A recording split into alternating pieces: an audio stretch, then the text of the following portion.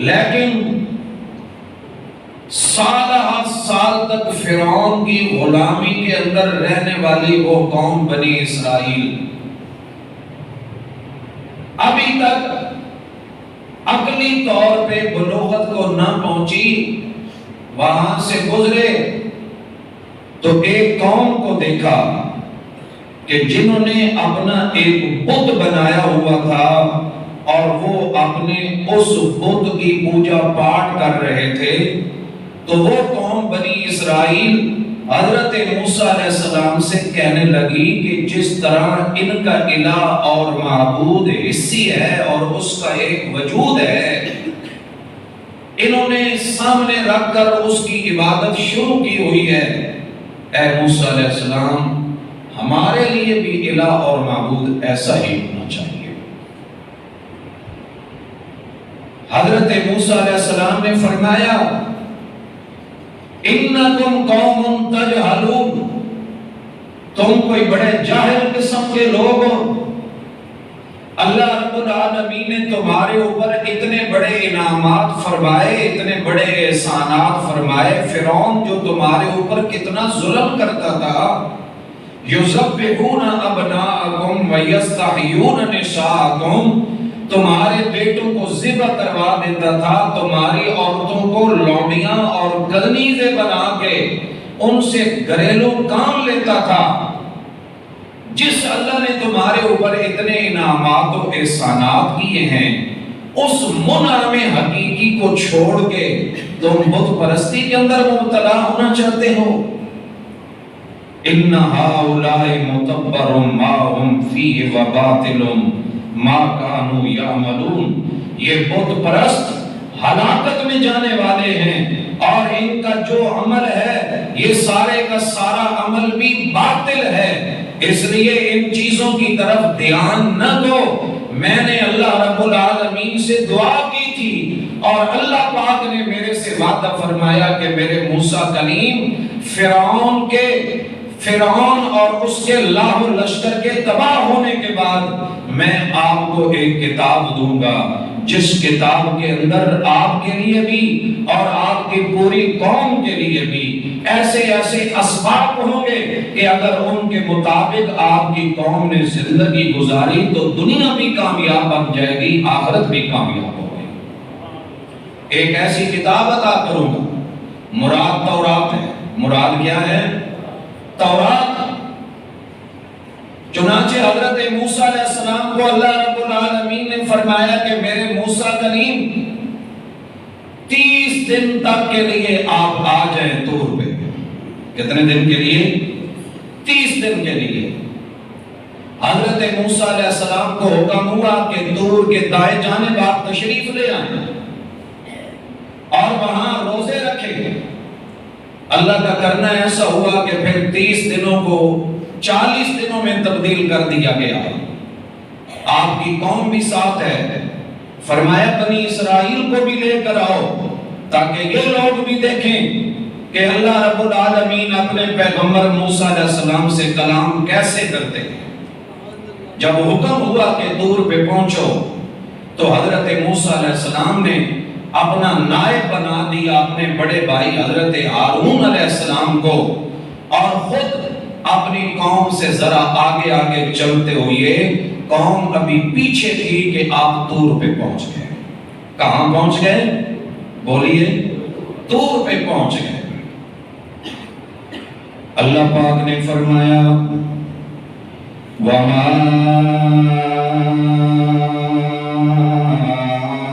أَعْجَلَكَ عَنْ قَوْمِكَ يَا مُوسَىٰ وَمَا أَعْجَلَكَ عَنْ قَوْمِكَ يَا مُوسَىٰ، اے میرے موسیٰ کلیم اپنی قوم سے عجلت کر کے جلدی کر کے طور پہ پہلے کیوں آ گئے؟ طور پہ پہلے کیوں آ گئے ہو؟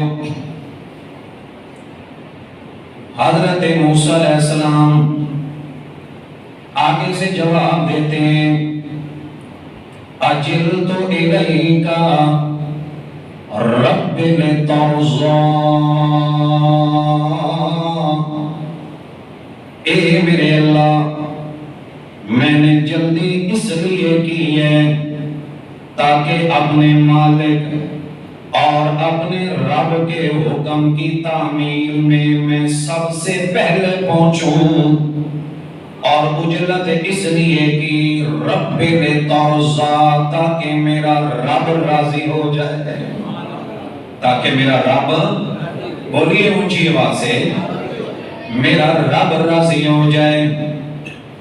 میرے اللہ نے جو فرمایا ہے طور پہ آ جاؤ، اے میرے اللہ قوم سے پہلے جو میں آیا ہوں اس لیے آیا ہوں رب لترضى تاکہ میرا رب راضی ہو جائے۔ باقی رہ گیا مسئلہ میری قوم کا، ہم اثری، وہ بھی میرے قدموں پہ آ رہے ہیں، پیچھے پیچھے آ رہے ہیں۔ حضرت ہارون علیہ السلام ان کی نگرانی کرنے والے ہیں۔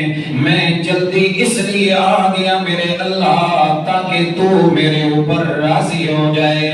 حضرت موسیٰ علیہ السلام جواب دیتے ہیں میں نے اجلت اس لیے کی تاکہ میرا رب راضی ہو جائے۔ یہ حضرت موسیٰ کلیم اللہ ہیں، دوسری طرف حضرت محمد رسول اللہ ہیں صلی اللہ علیہ وسلم، کہ جس وقت آپ ظہر کی نماز کے اندر کھڑے ہیں مسجد بنو سلمہ کے اندر، مسجد ذو قبلتین کے اندر، اللہ کے پاک پیغمبر صلی اللہ علیہ وسلم بار بار اپنے چہرے انور کو آسمان کی طرف اٹھاتے ہیں۔ دل کے اندر یہی خواہش ہے کہ کاش میرا قبلہ، میرا کعبہ، میرا خانہ کعبہ بیت اللہ بن جائے، میرا قبلہ بیت اللہ بن جائے، کیونکہ 17 مہینے تقریباً بیت المقدس کی طرف منہ کر کے نماز پڑھ رہے ہیں اللہ کے پاک پیغمبر صلی اللہ تعالی علیہ وسلم۔ اسی لیے اللہ کے نبی صلی اللہ علیہ وسلم کی یہ خواہش تھی، اللہ کے پیغمبر کی یہ آرزو تھی کہ میرا قبلہ بیت المقدس کی بجائے بیت اللہ بن جائے، خانہ کعبہ بن جائے۔ بار بار اپنا چہرہ اللہ کے پیغمبر آسمان کی طرف اٹھاتے ہیں۔ 2 رکعتیں ابھی تک آپ نے پڑھی ہیں، 2 رکعتیں باقی ہیں، صحابہ کرام بھی آپ کے پیچھے نماز پڑھ رہے ہیں کہ اوپر سے اللہ نے فرمایا حالت نماز کے اندر ہی قد نرى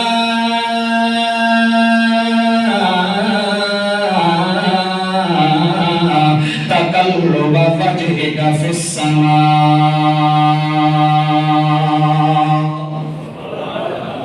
اے میرے پاک پیغمبر صلی اللہ، اونچی آواز سے، صلی اللہ علیہ وسلم، اے میرے پاک پیغمبر صلی اللہ علیہ وسلم، قد نرى تقلب وجهك في السماء، ہم نے بار بار آپ کے چہرے انور کا آسمان کی طرف اٹھنا پلٹے کھانا ہم نے دیکھ لیا ہے۔ اپنا چہرہ انور اوپر اس لیے اٹھاتے ہیں کہ وہی اوپر سے آتی ہے، اللہ کا حکم اوپر سے آتا ہے۔ کب اللہ کا حکم آئے میری دلی خواہش پوری ہو جائے۔ اللہ نے فرمایا میرے پاک پیغمبر صلی اللہ علیہ وسلم، ہم نے آپ کے چہرہ انور کا بار بار آسمان کی طرف اٹھنا دیکھ لیا ہے، لہٰذا جو 2 رکعتیں ہو گئی ہیں وہ تو ہو گئی ہیں، باقی تو پوری نہیں کرنی۔ حالت نماز کے اندر اپنا قبلہ تبدیل کرنے، فَلَنُوَلِّيَنَّكَ قِبْلَةً، ہم نے آپ کا قبلہ تبدیل کر دیا ہے۔ اے اللہ حالت نماز ہی کے اندر قبلہ کیوں تبدیل کیا، جہت کیوں تبدیل کی، سمت کیوں تبدیل کی، اے اللہ طرف کیوں تبدیل کی؟ اللہ فرماتے ہیں اس لیے تبدیل کی ترضاها تاکہ میرا محمد راضی ہو جائے۔ وہ موسیٰ کلیم اللہ ہے، یہ محمد رسول اللہ ہے۔ موسیٰ علیہ السلام سے پوچھا جلدی کیوں آئے ہو؟ جواب دیا اس لیے جلدی آیا رب لقرضا تاکہ میرا رب راضی ہو جائے۔ جب باری آئی آمنہ کے لال کی، محبوب رب ذوالجلال والاکرام کی، اللہ نے فرمایا قبلہ اس لیے تبدیل کیا تاکہ میرا مصطفیٰ راضی ہو جائے۔ اللہ قوم بنی اسرائیل آ رہی ہے، میرے قدموں پہ آ رہی ہے، پیچھے پیچھے آ رہی ہے، جلدی اس لیے آیا ہوں تاکہ میرا رب راضی ہو جائے، جلدی اس لیے آیا ہوں تاکہ میرا رب بولیے راضی ہو جائے۔ اللہ پاک نے فرمایا میرے موسیٰ کلیم، بہتر یہی تھا کہ آپ اپنی قوم کے ساتھ آتے، قوم کے بولیے ساتھ آتے۔ اے میرے موسیٰ علیہ السلام، آپ کو ابھی تک معلوم نہیں ہے کہ آپ کی قوم کو ہم نے ایک فتنے کے اندر، ایک آزمائش کے اندر ڈال دیا ہے۔ وہ کون سا فتنہ ہے، وہ کون سی آزمائش ہے؟ وَأَزَلَّهُمُ السَّامِرِيُّ، اسے ایک شخص سامری نے گمراہ کر دیا ہے۔ آپ کی قوم سامری جو بڑا عیار مکار قسم کا منافق قسم کا بندہ تھا، اس نے آپ کی قوم کو گمراہی کے اندر مبتلا کر دیا ہے۔ یہ سامری قوم تھا، گمراہ کیسے کیا؟ اللہ نے جو فرمایا کہ اس نے آپ کی قوم کو کیا کر دیا ہے؟ گمراہ کر دیا ہے۔ یہ موسیٰ علیہ السلام کا پڑوسی تھا، آل فرعون میں سے تھا، قبطی تھا۔ حضرت موسیٰ علیہ السلام ابھی ہجرت کرنے والے تھے کہ حضرت موسیٰ علیہ السلام پر ایمان لے آیا۔ حضرت موسیٰ علیہ السلام کا کلمہ پڑھ کے آپ کے ساتھ اس نے ہجرت کی، چل پڑا موسیٰ علیہ السلام کے ساتھ، لیکن اندر چونکہ نفاق موجود تھا، جب اس بے ایمان نے موقع دیکھا تو حضرت موسیٰ علیہ السلام کی بغاوت کر دی۔ حضرت موسیٰ علیہ السلام کی کیا کر دی؟ بغاوت کر دی۔ قوم کے لوگوں کو کہتے ہیں وہ جو زیور قوم فرعون کا تمہارے پاس ہے وہ سارے کا سارا ڈالو، اس کو جلا کے بھٹی کے اندر ایک بچڑے کی صورت بنا کے اس بچڑے کی صورت کے اندر اس عیار مکار شخص نے سوراخ اس طرح کے رکھے تھے کہ ایک طرف کی ہوا چلتی تھی دوسری طرف سے گزر جاتی تھی، ایک بیل کی آواز آتی تھی، گائے کی آواز آتی تھی، وہ جو خاص قسم کی آواز اس بچڑے کے اندر سے انہوں نے سنی، اس وقت آگے سے وہ کہنے لگا آزا الہکم و الہ موسیٰ فنسی، یہ جو بچڑا ہے یہ تمہارا الہ ہے، یہ تمہارا معبود ہے، تمہاری قوم کا بھی یہی ہے، تمہارا بھی یہی ہے، اور حضرت موسیٰ علیہ السلام کا معاذ اللہ الہ بھی یہی ہے۔ حضرت موسیٰ علیہ السلام بھول گئے، وہ جا کے طور کے اوپر اللہ رب العالمین کو تلاش کرتے ہیں، اپنے الہ اور معبود کو تلاش کرتے ہیں، جبکہ الہ تو یہ ہے۔ سامری نے وہ فتنہ اس طرح پیدا کر دیا کہ حضرت ہارون علیہ السلام کے سمجھانے پر بھی قوم کو کوئی سمجھ۔ موسیٰ علیہ السلام طور پہ وہ شرلی شخص سامری، اس سامری کے بارے میں بعض مفسرین فرماتے ہیں کہ یہ اتنا ناشکر اور ناقدر آدمی تھا، اللہ رب العالمین نے اس کی پرورش جبرائیل امین کے ذریعے کروائی تھی۔ کس کے ذریعے؟ جبرائیل امین کے ذریعے۔ وہ کیسے؟ جس وقت فرعون مصر کے اندر بنی اسرائیلیوں کے بچوں کو ذبح کروا رہا تھا، یہ جو سامری ہے اس کا اصل نام مفسرین نے موسیٰ بن ظفر ذکر کیا۔ موسیٰ بن ظفر، اس کا نام بھی موسیٰ تھا۔ موسیٰ بن ظفر جب یہ پیدا ہوا، اس کی والدہ پہ خوف طاری ہوا فرعون کے فوجیوں کا کہ کہیں آ کے میرے بیٹے کے 2 ٹکڑے نہ کر دے۔ ماں تو پھر ماں ہوتی ہے نا۔ جو ہی پیدا ہوا نا یہ بچہ موسیٰ بن ظفر، جو آگے بن کے آگے جا کے سامری بنا۔ سامری اپنے قبیلے کی وجہ سے کہلوایا، ایک قبیلہ تھا بنی اسرائیل میں، اس قبیلے کا یہ سردار تھا، نام موسیٰ بن ظفر تھا۔ جس وقت ماں نے محسوس کیا کہ فرعونی کہیں میرے بیٹے کے میری آنکھوں کے سامنے ٹکڑے نہ کر دے، ماں نے اس کو اٹھایا جو ہی پیدا ہوا اور باہر جا کے ایک پہاڑ کے اندر غار تھی، اس غار کے اندر رکھ کے اوپر ایک بھاری پتھر رکھ کے اس کا منہ بند کر دیا تاکہ میری آنکھوں کے سامنے میرا بیٹا ہلاک نہ ہو جائے۔ اب اللہ تعالیٰ تو سب کا رازق ہے، جو بھی دنیا کے اندر آیا ہے رزق کی ذمہ داری کس نے اٹھائی ہے؟ بولیے اللہ رب العالمین نے۔ اب غار کے اندر پہاڑ کے اندر اوپر سے اس کا منہ بھی بند، اللہ نے جبرائیل امین سے فرمایا کہ جبرائیل آپ نے اس بچے کی پرورش کرنی ہے۔ چنانچہ جبرائیل امین اپنی ایک انگلی کے اوپر شہد، ایک انگلی کے اوپر مکھن، ایک انگلی کے اوپر دودھ لگا کے صبح و شام اس کو چٹاتے تھے، یہاں تک کہ یہ غار ہی کے اندر بڑا ہو گیا۔ میرے دوستو، ایک طرف یہ موسیٰ بن ظفر ہے جس کی پرورش جبرائیل امین نے کی ہے، اور دوسری طرف موسیٰ کلیم اللہ ہے جس کی پرورش فرعون نے کی ہے۔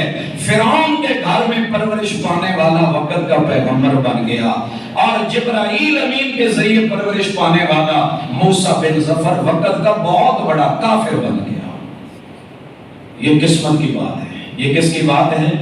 بولیے، قسمت کی بات ہے۔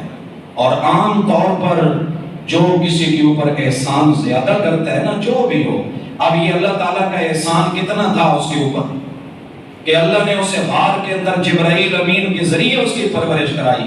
آپ دنیا میں آج بھی مشاہدہ کر لیں، جو کسی کا محسن زیادہ ہوتا ہے اس کو ڈانٹ اسی سے زیادہ پڑتے ہیں، اسی کی طرف سے اسے تکلیف بھی زیادہ پہنچتی ہے۔ غیروں کو کیا پڑی کہ رسوا کرے ہمیں، ان سازشوں میں ہاتھ کسی آشنا کا ہے۔ جس وقت بھی بندہ اپنی زندگی کا مطالعہ کرتا ہے، جس وقت بھی اپنی زندگی میں غور کرتا ہے، تو جس کے اوپر زیادہ بھلے، زیادہ احسان، زیادہ اچھائیاں بلائیاں کی ہوں، وہی آگے سے بندے کو ڈنگ مارنا شروع کر دیتا ہے۔ یہ موسیٰ بن ظفر تھا۔ لیکن جس طرح یہ سامری کامیاب نہیں ہوا، اسی طرح جو بندہ احسان فراموش ہوتا ہے وہ کبھی زندگی میں کامیاب بولو نہیں ہوتا۔ حضرت ہارون علیہ السلام جس وقت دیکھتے ہیں کہ قوم سامری کے پیچھے لگ گئی، کس کے پیچھے لگ گئی؟ اے قوم تے عوام تو تمہیں پتہ ہے نا، کل انعام ہوتی ہے، جے بندہ سمجھانا رہے تے سمجھنا رہے تے پھر تے ٹھیک ہے، ورنہ ذرا ہٹ گیا راستے سے تو پھر یہ شرک کے اندر، بدعات کے اندر، رسومات کے اندر مبتلا ہو جاتی ہے۔ اب موسیٰ علیہ السلام 40 سال تک ان کو سمجھا رہے تھے۔ کتنے سال تک؟ بولیے 40 سال۔ یاروں کو تھوڑا عرصہ ہے، کتنا عرصہ 40 سال کا؟ لیکن ایک لمحے کے اندر انہوں نے تبدیلی کر لی۔ سامری نے جس وقت وہ بچڑے کو الہ سمجھ لیا، اللہ پاک نے کیا فرمایا؟ افلا يرون اللہ یرجع الیہم قولا ولا یملک لهم ضرا ولا نفعا۔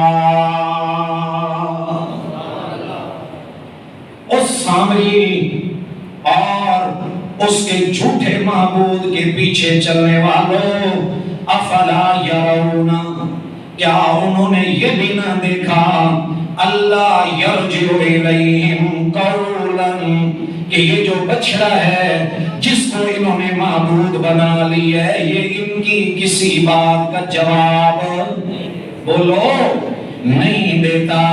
اگر اس کے سامنے ہاتھ پھیلائیں، اس کے سامنے اپنی مرادیں پوری کرنے کے لیے اس کو پکاریں، ان کی پکار کا وہ جواب نہیں دیتا۔ جبکہ اللہ وہ اعلان کر کے بیٹھے، وَقَالَ رَبُّكُمُ ادْعُونِي أَسْتَجِبْ لَكُمْ، تمہارے رب نے فرمایا او بیمار بندے، او پریشان حال بندے، او مصیبت میں گھرے ہوئے انسان، او بے اولاد انسان، او بھوک کے مارے انسان، آ میرے دربار کے اندر، میرے در کے اندر اپنے ہاتھ پھیلا کے فریاد کرنا تیرا کام ہے، لبیک کہہ کے تجھے جواب دینا میں اللہ کا کام ہے۔ ہر ایک کی پکار سننے والا کون، جواب دینے والا کون؟ ایک بندہ جو مدتوں سے اپنے ایک بت کے سامنے پکار کر کے کہتے ہیں یا صنم یا صنم یا صنم یا صنم، اسی طرح کہہ رہے یا صنم یا صنم، کہتے کہتے آنکھ لگ گئی، حالت گنگی کے اندر یا صنم کی بجائے زبان چڑھ گئی، کہنے لگا یا صمد، اوپر سے آواز آئی لبیک یا عبدی، اے میرے بندے میں حاضر ہوں، بتا تو کیا کہنا چاہتے ہیں؟ آگے سے جبرائیل امین نے عرض کیا میرے اللہ یہ بندہ تو بت کو پکار رہا تھا، بھولے بھٹکے یا صنم کی بجائے یا صمد کہنے لگ گیا، تو نے آگے سے اتنے پیار سے جواب دیا لبیک یا عبدی۔ اللہ نے فرمایا جبریل اگر میں بھی جواب نہ دیتا تو سچے اور جھوٹے کے درمیان فرق کیسے پیدا ہوگا؟ پکار کے لائے کون؟ اونچی آواز سے میرے دوستو اللہ نے اعلان کر کے رکھا ہوا ہے اذا سالک عبادی انی فانی قریب، اے میرے بندو سنو، اذا سالک عبادی انی فانی قریب، جب میرے بندے آپ سے سوال کریں میرے بارے کے اندر اے نبی صلی اللہ علیہ وسلم، تو آپ ان کو بتا دیجئے کہ فإنی قریب، میں اللہ قریب ہوں، اجیب دعوت الداعی اذا دعانی فلیستجیبونی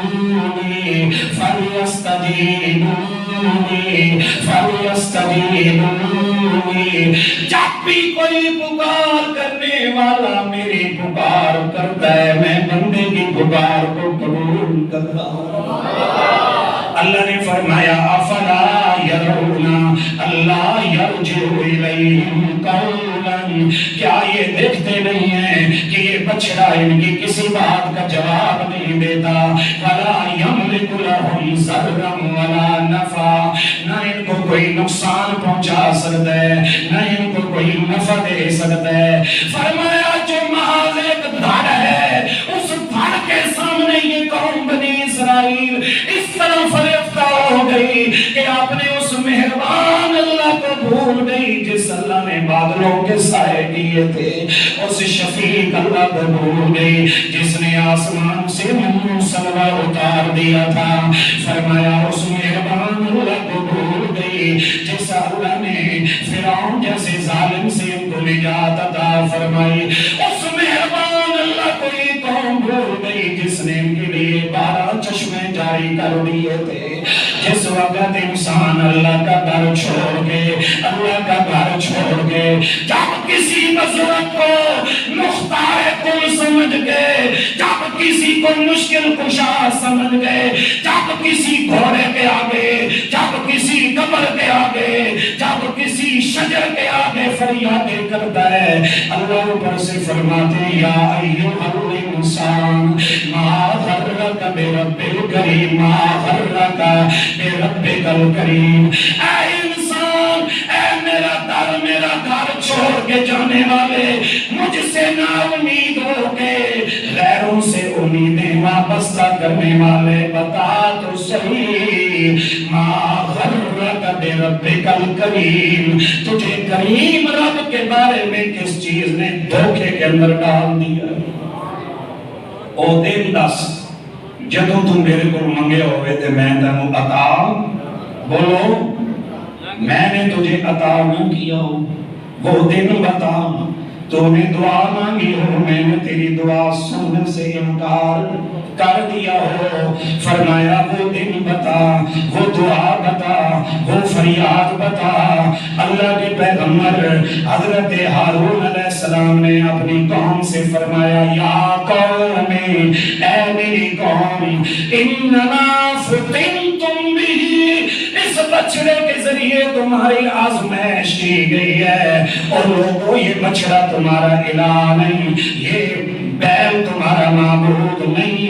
व इन्ना रब्बकुमुर रहमान, व इन्ना रब्बकुमुर रहमान, तुम्हारा रब और रहमान वो मेहरबान है जिसने तुम्हारे ऊपर क्या की है, इतनी बड़ी मेहरबानियां की हैं। लेकिन कौम का एक धड़ा अलग हुआ जो 12,000 बंदों पर मुश्तमिल था। उन्होंने कहा जो बात हजरत हारून कहते हैं हम उसी बात को मानेंगे, लेकिन दो बड़े धड़े अलग हो गए। उन्होंने सामरी की बात को मान लिया।